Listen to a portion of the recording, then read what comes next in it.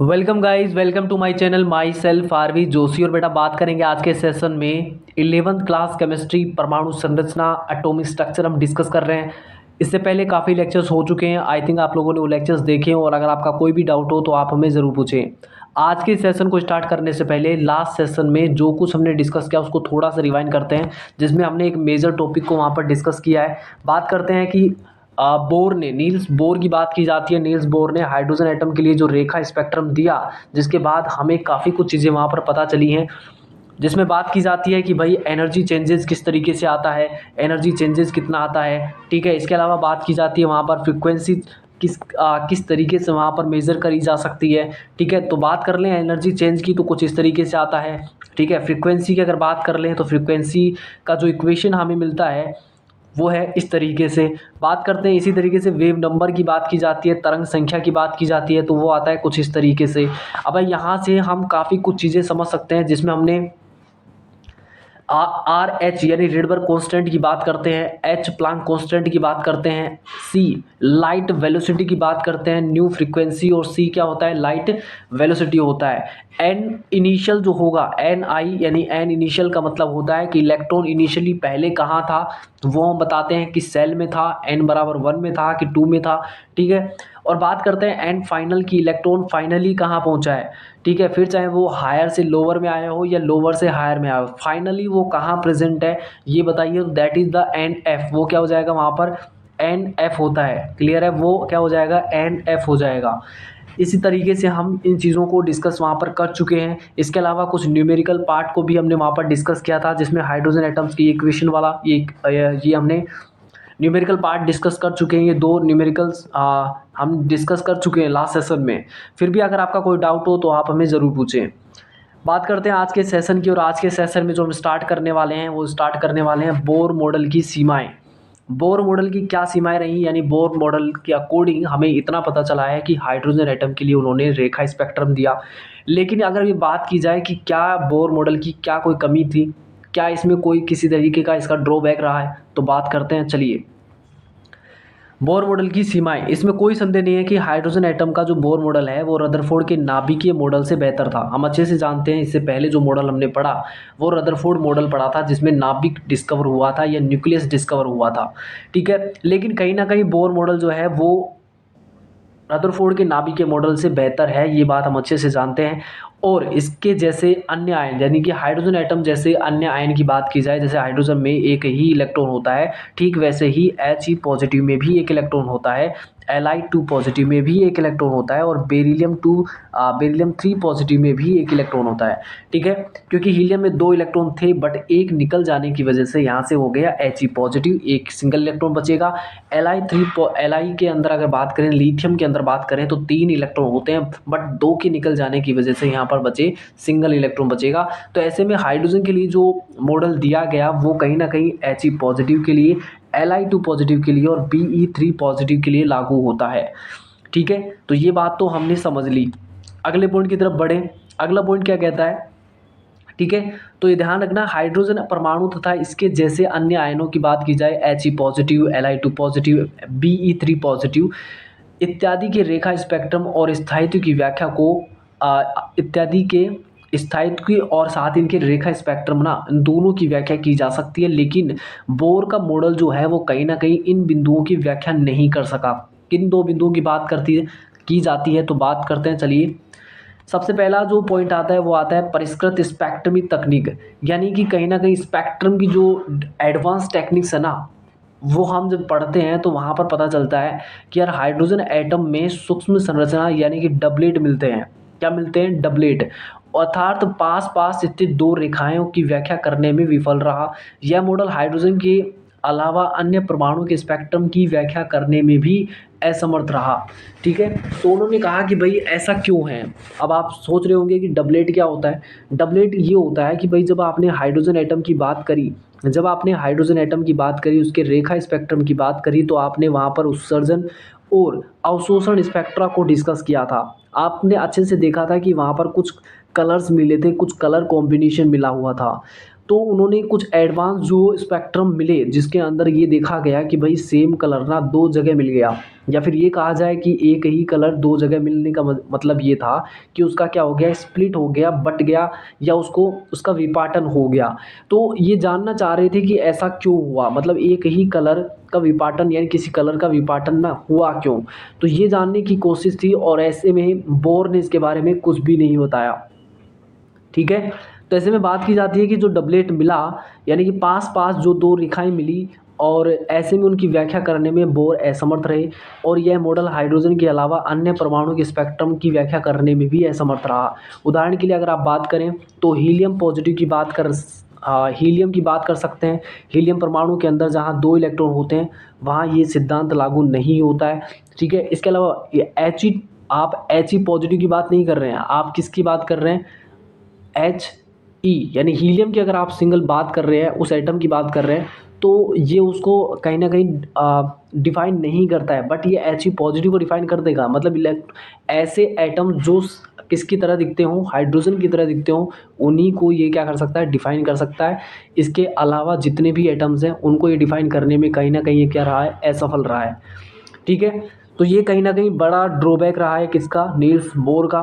तो बात करते हैं कि बोर का सिद्धांत चुंबकीय क्षेत्र में स्पेक्ट्रमी रेखाओं के विपाटन यानी कि जीमान इफेक्ट, और विद्युत क्षेत्र की उपस्थिति में स्पेक्ट्रमी रेखाओं के विपाटन यानी स्टार्क इफेक्ट की व्याख्या करने में विफल रहा। दो इफेक्ट हैं, पहले तो ये जान लो। पहला इफेक्ट होता है जीमान इफेक्ट। जीमान इफेक्ट ये कहता है कि स्पेक्ट्रमी रेखाओं का मैग्नेटिक फील्ड की प्रेजेंस में, मैग्नेटिक फील्ड को हम लिखते हैं बी से, ऐसे में बी ये एक वेक्टर क्वांटिटी है। ठीक है, तो ऐसे कहा जाता है कि जीमान इफेक्ट हम उसको कहेंगे जहां पर स्पेक्ट्रमी जो रेखाएं हैं वो चुंबकीय क्षेत्र की उपस्थिति में क्या हो रही हैं, स्प्लिट कर गई हैं, या उनकी स्प्लिटिंग हो गई है, विपाटन हो गया है, बट गए हैं। तो ऐसे में क्या होगा, उसको कहा जाता है जीमान इफेक्ट। एक होता है स्टार्क इफेक्ट। स्टार्क इफेक्ट कहता है कि भाई जो स्पेक्ट्रमी रेखाएं हैं वो मैग्नेटिक नहीं बल्कि इलेक्ट्रिक फील्ड को हम लिखते हैं ई से, कैपिटल ई से, और ये भी एक वेक्टर क्वांटिटी होता है, तो ऐसे में हम लिखेंगे इसे ई से। ठीक है, तो इलेक्ट्रिक फील्ड की प्रेजेंस में क्या होती है कि जो स्पेक्ट्रमी रेखाएं हैं उनका विपाटन होना, उनकी स्प्लिटिंग होना क्या कहलाता है, वहाँ पर स्टार्क इफेक्ट कहलाता है। और इन दोनों ही इफेक्ट की ध्यान रख लेना, इन दोनों इफेक्ट के बारे में किसने नहीं बताया, तो नील्स बोर ने नहीं बताया। ठीक है, तो ये कमी रही है। बात करते हैं अगले पॉइंट की तरफ। अगला पॉइंट ये कहता है कि अंत में यह बताने में भी नील्स बोर असमर्थ रहे कि किस तरीके से परमाणु आपस में जुड़ करके अणु बना लेते हैं। ठीक है, अंत में यह परमाणुओं के रासायनिक आबंधों द्वारा अणु बनाने की योग्यता की व्याख्या नहीं कर सका। तो ये बात भी आप ध्यान रख लीजिए, किस तरीके से एटम जब कंबाइन होते हैं, तो मॉलिक्यूल्स बनते हैं, किस तरीके से एटम कंबाइन होकर के मॉलिक्यूल्स बनाते हैं, इनके बारे में बताने में कौन है समर्थ रहे, बोर। बात करते हैं अगले पॉइंट की तरफ। दूसरे शब्दों में ये कहा जाए, उपरोक्त सारी सीमाओं को ध्यान में रखते हुए एक ऐसे सिद्धांत की भी आवश्यकता है जो जटिल परमाणुओं की संरचना के मुख्य लक्षणों की व्याख्या कर सके। यानी कि ऐसा नहीं है कि आपको हमेशा ही हाइड्रोजन जैसे एटम्स मिलेंगे। भाई हाइड्रोजन के अलावा भी ऐसे एटम्स हैं जहाँ पर नंबर ऑफ इलेक्ट्रॉन्स बढ़ेंगे। तो ऐसे एटम्स को डिफाइन करना या ऐसे एटम का कहीं ना कहीं एक तरीके से उनको बताना ये आसान नहीं था नील्स बोर के लिए, और ऐसे में कहीं ना कहीं ये सबसे बड़ा ड्रॉबैक रहा है नील्स बोर का। बात करते हैं अगले पॉइंट की तरफ बढ़ते हैं। अब हमें चीज़ें और भी आसान करनी पड़ेंगी बिकॉज हमें बहुत सी चीज़ें समझनी है। बात करते हैं अगले पॉइंट की तरफ, अगले थ्योरी की तरफ। नाम आता है परमाणु के क्वांटम यांत्रिकी मॉडल की ओर बढ़ रहे हैं। अब यहाँ पर ध्यान से समझना, परमाणु तो आपको समझ आ रहा है, परमाणु के क्वांटम यांत्रिकी मॉडल की ओर आप जाएंगे। इससे पहले ये समझ लो कि क्वांटम क्या होता है। क्वांटम वर्ड कहीं ना कहीं हमने पहला भी सुना है, यानी इससे पहले भी हमने ये क्वांटम वर्ड कहीं ना कहीं सुना है। आपने प्लांक का क्वांटम थ्योरी पढ़ा था, और प्लांक का क्वांटम थ्योरी सिर्फ यही कह रहा था कि वहाँ पर क्वांटा ना क्या होते हैं, छोटे छोटे पैकेट्स होते हैं। कहीं ना कहीं क्वांटा वर्ड जो है वो छोटे छोटे पार्टिकल से रिलेट कर सकते हो। ठीक है, तो यहाँ जो हम पढ़ने वाले हैं वो पढ़ने वाले हैं परमाणु के क्वांटम यांत्रिकी मॉडल को पढ़ने वाले हैं। यानी कि इन मॉडल्स को पढ़कर ही हम इन चीज़ को सोल्व कर सकते हैं। जैसे आप समझिए कि जो न्यूटन फिजिक्स आप पढ़ते हैं, न्यूटन मैकेनिक्स को पढ़ते हैं, जहाँ पर आप एक व्हीकल के बारे में पढ़ते हैं कि भाई वो व्हीकल अगर जिस तरीके से ट्रैवल कर रहा है, क्या स्पीड है, क्या वेलोसिटी है, क्या एक्सेलरेशन होगा, ये सब चीज़ें हम वहाँ पर डिस्कस करते हैं। एक बड़े पार्टिकल को या किसी एक बड़े ऑब्जेक्ट की हम बात कर रहे होते हैं, ठीक है, वो न्यूटन फिजिक्स होता है। बट अगर आप छोटे पार्टिकल की बात करें, यानी कि इलेक्ट्रॉन जैसे टाइनी पार्टिकल्स की अगर आप बात करेंगे, तो ऐसे पार्टिकल्स की ना फिजिक्स को समझने के लिए हम जो यूज़ कर रहे हैं that is the quantum mechanics. यानी उस फिजिक्स को समझने के लिए हमें क्या करना पड़ेगा, वहाँ पर क्वांटम मैकेनिक्स पढ़ रहे होते हैं, ठीक है। तो परमाणु के क्वांटम यांत्रिकी मॉडल की ओर हम बढ़ रहे हैं। तो ऐसे में हम यहाँ पर देखेंगे बोर के मॉडल की कमियों को ध्यान में रखते हुए, यानी कि बोर की मॉडल कमी जो रही वो हम देखते हैं, उनको ध्यान में रखते हुए परमाणु के लिए अधिक उपयुक्त और साधारण मॉडल के विकास के प्रयास किए गए। इस प्रकार के मॉडल के निर्माण में जिन दो महत्वपूर्ण तथ्यों की बात की जाती है, या फिर जिन दो तथ्यों का महत्वपूर्ण योगदान रहा है, उसमें सबसे बड़ा योगदान रहा होता है यहाँ पर द्रव्य का द्वैत व्यवहार, और दूसरा बड़ा योगदान जो है वो हाइजेनबर्ग का अनिश्चितता का सिद्धांत। ये दोनों नाम पहले भी कहीं ना कहीं आपने सुने होंगे। बात करते हैं कि द्रव्य तो आपने सुना ही है, यानी कि पदार्थ होता है। पदार्थ की हम बात कर लें, यानी मैटर होता है। मैटर क्या होता है, इस दुनिया की हर एक वो चीज़ जिसके पास अपना मास हो और साथ ही स्पेस ऑक्यूपाई करता हो, उससे क्या कहते हैं, मैटर कहते हैं, द्रव्य कहते हैं। क्लियर है। और उसका अपना क्या होना चाहिए, द्वैत व्यवहार। ध्यान से समझो इस स्टेटमेंट को, क्या बोला गया है यहाँ पर, हेडिंग देखो क्या है, द्रव्य का द्वैत व्यवहार। द्रव्य यानी पदार्थ, और उसका द्वैत व्यवहार यानी कि डुअल नेचर, यानी कि उसका दो तरीके का व्यवहार, जैसा कि हम पहले भी पढ़ चुके हैं। जिस तरीके से विकिरण के अंदर दो तरीके का व्यवहार होता है, उसका पार्टिकल नेचर यानी कण का गुण भी होता है, और जिस तरीके से उसमें वेव नेचर यानी तरंग का गुण भी होता है। ये दोनों नेचर कहीं ना कहीं किस में होंगे, द्रव्य यानी मैटर के भी होते हैं। दूसरी बात यहाँ पर करी जाती है हाइजेनबर्ग अनसर्टिनिटी प्रिंसिपल। तो ये बात भी ध्यान रख लेना, हाइजेनबर्ग का अनिश्चितता का सिद्धांत, ठीक है। बात करते हैं पहले पॉइंट की तरफ बढ़ते हैं, और पहला पॉइंट हमारे पास यहाँ पर ये है, द्रव्य का द्वैत व्यवहार यानी dual nature of matter. Dual nature of matter का मतलब ये हुआ कि जिस तरीके से विकिरण के पास, जिस तरीके से हमने कहा था कि वहाँ पर पढ़ा कि जिस तरीके से रेडिएशन जो होती है, विकिरण जो होती है, उसमें डुअल नेचर होता है, उसमें उसके पास पार्टिकल नेचर भी होता है। तो ऐसे में उसके पास वहाँ पर क्या होता है, वेव नेचर भी होता है। यानी कुछ ऐसे इंसिडेंट्स हैं जो पार्टिकल नेचर्स को डिफाइन करते हैं, और कुछ ऐसे इंसिडेंट्स हैं जिनको हम केवल वेव नेचर से ही डिफाइन कर सकते हैं, ठीक है। जिसमें हम डिफ्रैक्शन, इंटरफेरेंस की बात करते हैं, यानी कि ऐसे वेव नेचर की अगर बात की जाए तो वहाँ इंटरफेरेंस और डिफ्रैक्शन की बात की जाती है। और पार्टिकल नेचर के लिए हम बात करें तो प्लांक का क्वांटम थ्योरी और एक फोटो इलेक्ट्रिक इफेक्ट की बात हम कर लेते हैं। इसके अलावा बात करें कि अब बढ़ रहे हैं हम आगे की तरफ, द्रव्य का द्वैत व्यवहार। फ्रांसीसी की भौतिक वैज्ञानिक जिनका नाम है दे ब्रोगली, 1924 में इन्होंने बताया कि भाई विकिरण का जिस तरीके से डुअल नेचर होता है, ठीक वैसे ही द्रव्य को भी हम द्वैत व्यवहार प्रदर्शित करना चाहिए। इन्होंने क्या कहा, इन्होंने कहा, दे ब्रोगली ने 1924 में कहा कि भाई जिस तरीके से विकिरण के पास डुअल नेचर होता है, ठीक वैसे ही मैटर यानी द्रव्य के पास भी क्या होना चाहिए, डुअल नेचर होना चाहिए। अर्थात द्रव्य में कण और तरंग दोनों तरह के गुण होने चाहिए। उन्होंने क्या कहा, दोनों तरह के गुण होने चाहिए। इसका अर्थ यह है कि जिस तरह फोटोन का संवेग होता है, संवेग क्या होता है, P=mv होता है, ठीक है। जहाँ P संवेग होता है, मोमेंटम, m होता है मास, और v क्या होगा, वेलोसिटी हो जाएगा, ठीक है। जिस तरीके से किसी फोटोन में संवेग होता है, तरंग दैर्ध्य होता है, उसी तरह इलेक्ट्रॉन का भी संवेग और तरंग दैर्ध्य होना चाहिए, क्योंकि मास तो इलेक्ट्रॉन का भी होता है और वेलोसिटी इलेक्ट्रॉन का भी होता है। तो ऐसे में उसका संवेग भी होगा और उससे रिलेटेड कहीं ना कहीं उसमें तरंग दैर्ध्य भी होगा, ठीक है। तो उन्होंने क्या कहा कि भाई ये दोनों चीज़ होनी चाहिए। तो दे ब्रोगली ने इस तर्क के आधार पर किसी पदार्थ के कण के लिए तरंग दैर्ध्य और संवेग के बीच एक संबंध बताया, एक रिलेशन बताया, जिसको हम दे ब्रोगली इक्वेशन कहते हैं।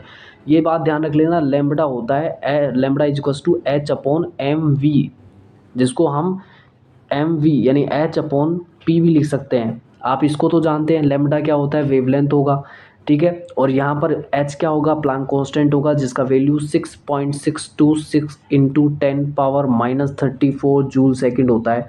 क्लियर है।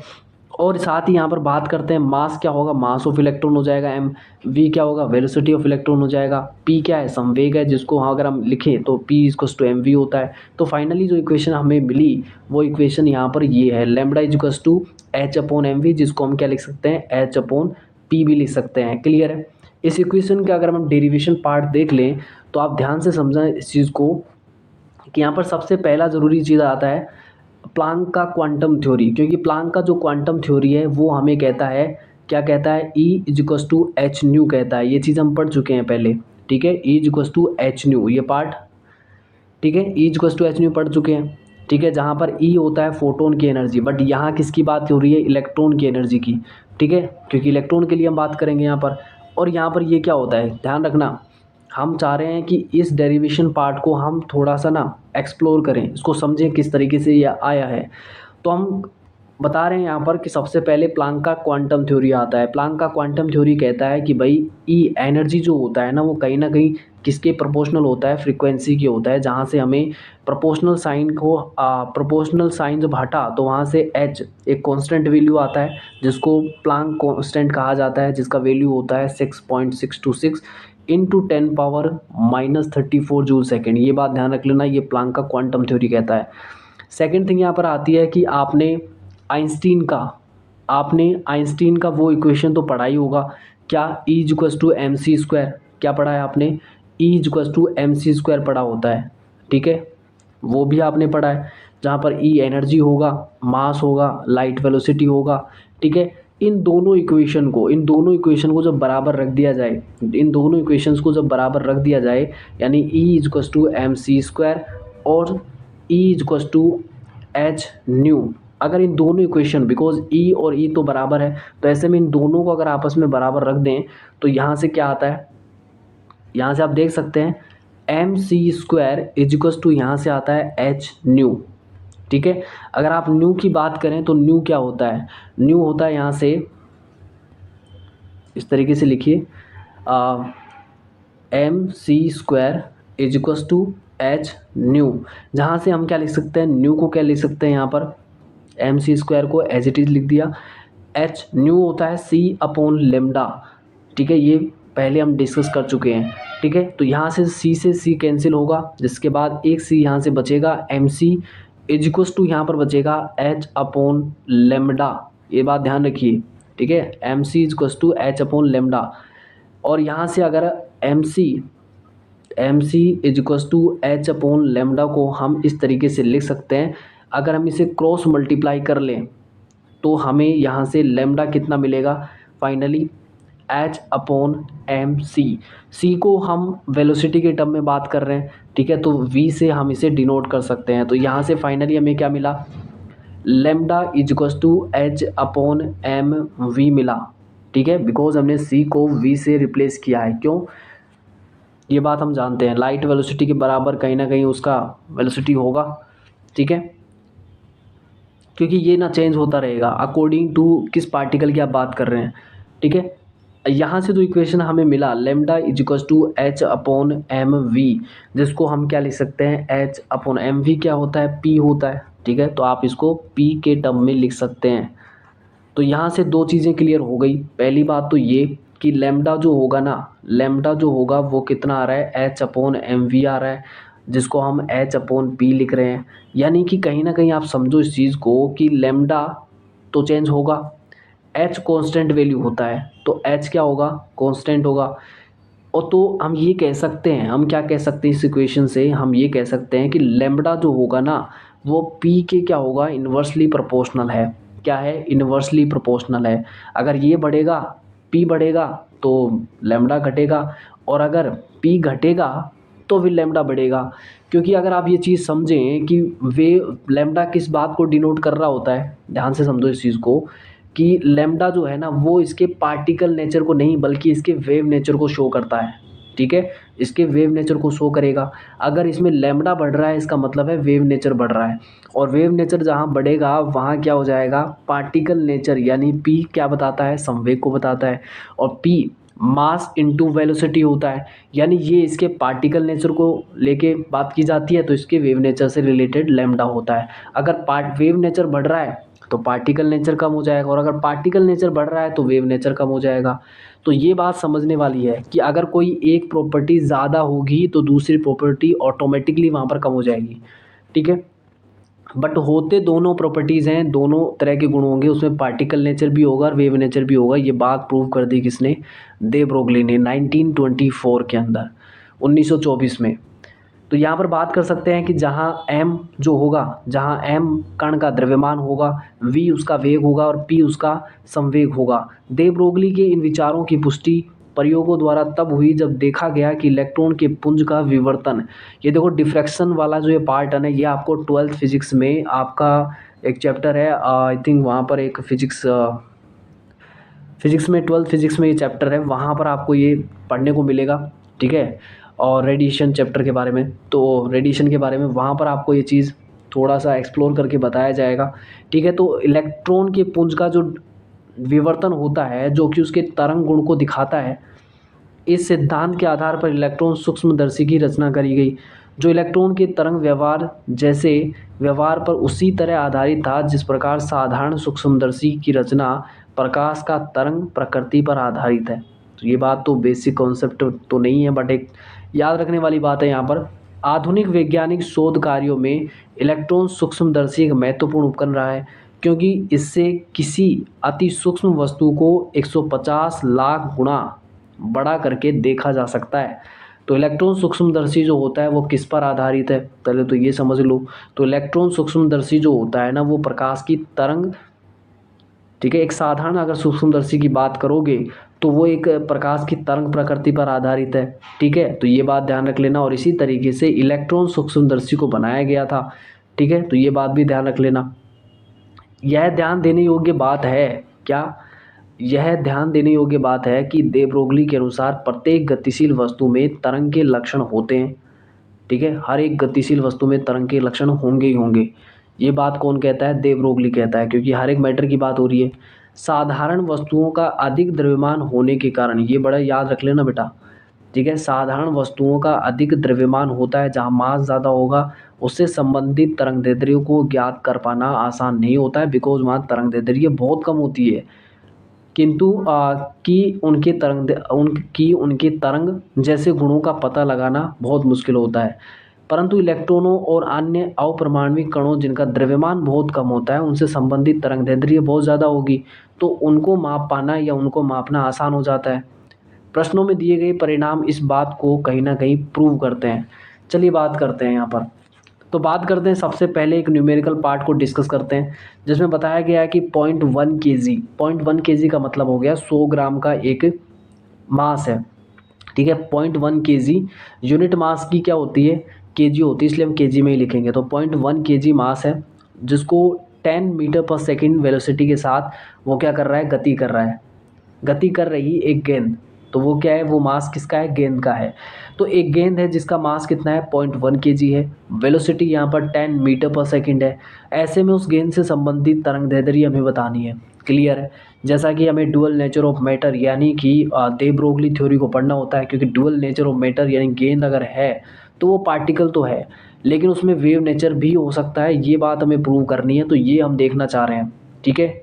देखें यहाँ से, तो सबसे पहले क्या होता है भाई, वेवलेंथ कितना आता है पहले तो ये देख लो। According to de Broglie theory जो वेवलेंथ आता है वो आता कितना है? तो लेमडा होता है। लेमडा जो होता है वो डायरेक्टली इक्वल्स टू होता है H/m/v, ठीक है, ये होता है। अब देखिए लेमडा तो आपको पता करना है, एच आपको पता होगा, बिकॉज कितना होता है? 6.626 इंटू 10⁻⁻34 जूल सेकेंड होता है। मास यहाँ पर दिया है 0.1 kg और वेलोसिटी दिया हुआ है 10। इंटू करेंगे तो इसको इंटू करने पर आप देखिए, सोल्व करिए इसको, और सोल्व करने पर जो वैल्यू आपको मिल रहा है, ठीक है, जो वैल्यू आपको मिल रहा है वो है फाइनली ये वैल्यू आपको मिल रहा है। ये यूनिट आपको पता हो ही जाएगा यहाँ से, ठीक है। ये आपका जूल सेकंड में है, ये केजी में है, ये मीटर पर सेकंड में है, ठीक है। तो ये जो वैल्यू मिलेगा ये लैम्डा मिलेगा। आप ध्यान से देखिए लैम्डा ना बहुत कम है, -34 जूल सेकंड, ठीक है, यानी 34 मीटर, ठीक है। तो लैम्डा की यूनिट जो होती है ना वो मीटर होती है। क्यों? क्योंकि इसकी यूनिट वही होगी जो लेंथ की यूनिट होगी, ठीक है। अब बात करते हैं कि यहाँ पर आप ध्यान से देखिए, क्योंकि मास ना 0.1 kg है, दैट मीन्स कि 100 ग्राम है। 0.1 kg मतलब 100 ग्राम, यानी मास काफ़ी ज़्यादा है। अगर मास काफ़ी ज़्यादा है तो वहाँ पर उसका क्या होगा भाई, पार्टिकल नेचर अगर ज़्यादा है तो उसमें वेव नेचर कम होगा, क्योंकि दे ब्रोगली का जो इक्वेशन है वो हमें यही तो बताता है। दे ब्रोगली का जो इक्वेशन है वो हमें यही बताता है कि lambda is inversely proportional to P. जहाँ पर लेमडा ज़्यादा होगा वहाँ पर पी यानी कि वेव वहाँ पर मोमेंटम जो होगा वो कम होगा। यानी जहाँ पर लेमडा ज़्यादा होगा वहाँ वेव नेचर ज़्यादा होगा, जहाँ वेव नेचर ज़्यादा होगा वहाँ पार्टिकल नेचर कम हो जाएगा। तो यही क्या, और जहाँ पर अगर पार्टिकल नेचर ज़्यादा होगा वहाँ वेव नेचर कम होगा। तो यही बात हम समझने की कोशिश कर रहे हैं कि अगर मास ज़्यादा होगा तो उसमें पार्टिकल नेचर ज़्यादा है, ऐसे में वेलोसिटी उतनी ज़्यादा नहीं है।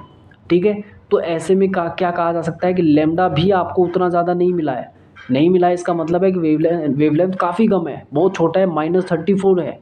और -34 का मतलब बहुत छोटा, और ऐसे में वेवलेंथ अगर काफ़ी छोटी है तो इसका मतलब है कि उसमें वेव नेचर बहुत कम है, बट है, ये बात ध्यान रखना।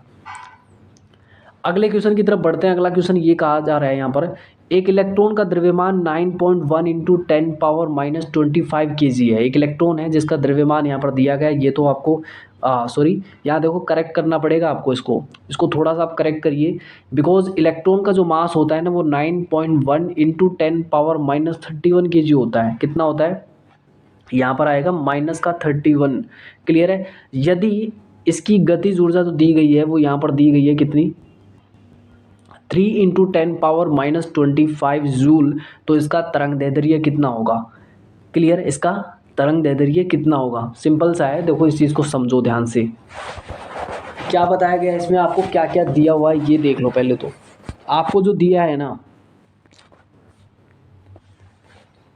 आपको यहाँ पर दिया हुआ है एक तो मास, आपको मास दिया हुआ है, और दूसरा आपको दिया हुआ है इलेक्ट्रॉन की ना गतिज ऊर्जा दी हुई है, बिकॉज ये मास ऑफ इलेक्ट्रॉन है, ये तो आपको पता भी है। वैसे भी इलेक्ट्रॉन की अगर गतिज ऊर्जा की बात करें तो होता है 12mv²। ठीक है, गतिज ऊर्जा आपको दी है क्या, बिल्कुल दी है, 3 इंटू 10⁻⁻25 जूल में होता है एनर्जी। अगर आपको गतिज ऊर्जा दी है, मास आपको दिया हुआ है, तो क्या आप वेलोसिटी नहीं पता कर सकते, बिल्कुल कर सकते हैं। अगर आपको वेलोसिटी पता हो जाए तो क्या आप उसका तरंग दैर्ध्य नहीं निकाल सकते, बिल्कुल निकाल सकते हैं। चलिए बात करते हैं।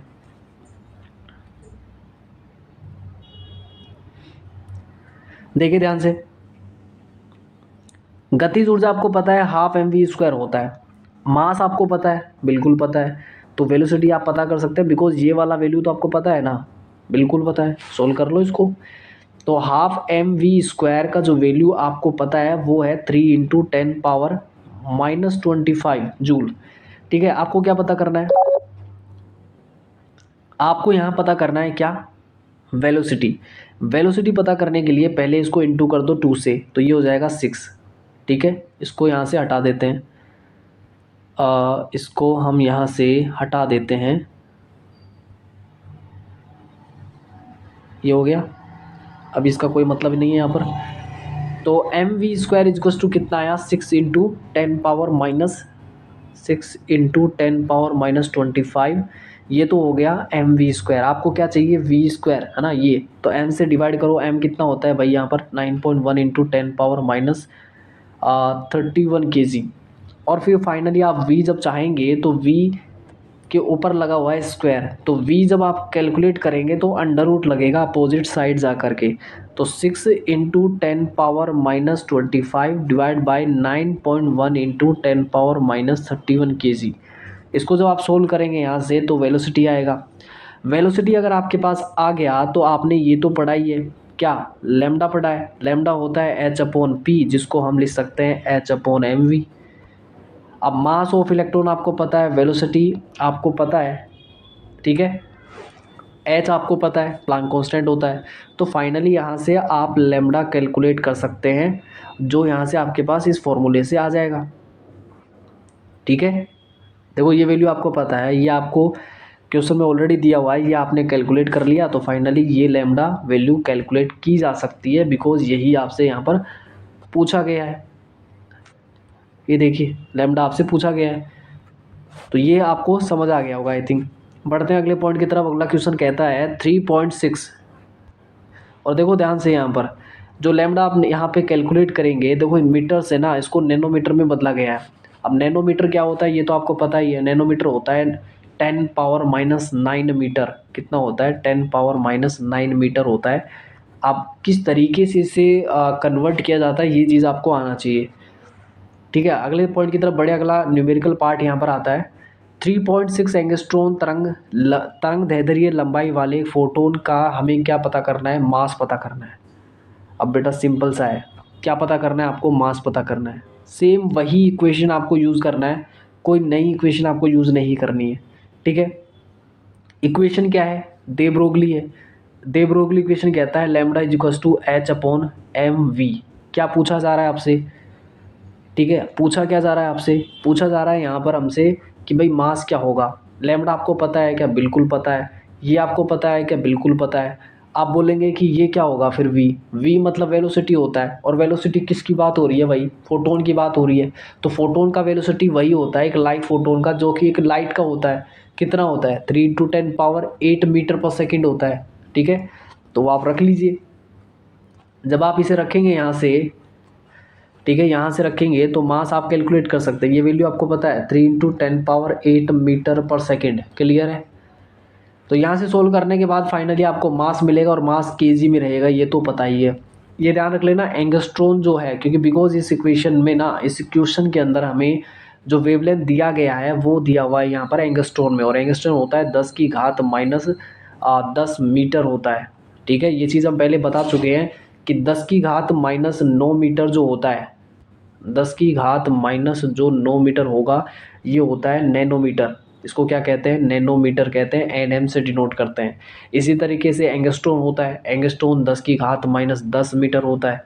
ठीक है, इसको ए नोट से डिफाइन करते हैं, ए नोट से डिनोट करते हैं। इसी तरीके से होता है एक पाइकोमीटर, जिसको हम पीएम से लिखते हैं, और इस होता कितना है? 10⁻12 मीटर होता है। एक होता है फर्मी, एक होता है फर्मी, जिसमें 10⁻⁻15 मीटर की बात की जाती है। ठीक है, ये बात भी ध्यान रख लेना। तो आई थिंक यहाँ तक का ये जो पार्ट है ये आपको समझ आ गया होगा। तो आज के सेशन को हम यही ऐड करेंगे, मिलेंगे नेक्स्ट सेशन में। और उससे पहले ये है, उससे पहले अपडेट आप लोगों के लिए ये है कि अगर आपका कोई भी डाउट है तो आप हमें कमेंट सेक्शन में ज़रूर पूछें। ठीक है, फिर चाहे वो न्यूमेरिकल पार्ट से हो या थ्योरी पार्ट से, आप हमें ज़रूर पूछें, बताएं, आप अपनी राय बताएं कि हम क्या इसमें थोड़े इम्प्रूवमेंट ला सकते हैं, या फिर किस तरीके से आपको और अच्छे से बेहतर समझा सकते हैं। ठीक है, तो मिलेंगे नेक्स्ट सेशन में, तब तक के लिए थैंक यू।